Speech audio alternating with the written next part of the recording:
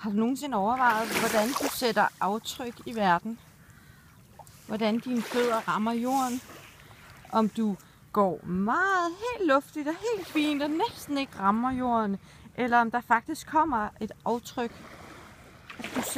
som man kan se. Man kan se din fod, når du går. Man kan se, at her har du været på jorden. Og den har den her form, og så kan den selvfølgelig forsvinde, når vandet kommer, men har du evnen til at ligesom trykke ned i sandet, trykke ned i den og lave en form, så man kan se, at her gik du. Det er sådan set den samme proces, som foregår i maleriet.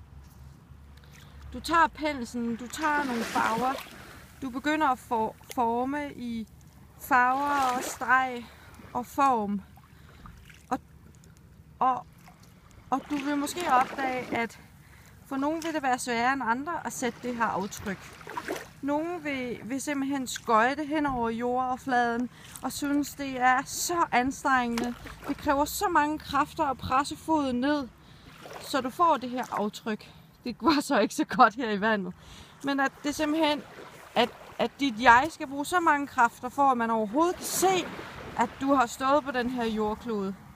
Og det svarer simpelthen til, at du skulle bruge så mange kræfter på at give dit aftryk på lærredet. Og det er den proces, som kunstblokken arbejder ud fra.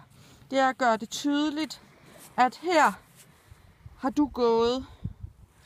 Her er lige præcis dit unikke fodspor, som aftegner sig i sandet. Her er dit unikke maleriske kunstneriske udtryk for, at du har levet på den her planet. God fornøjelse.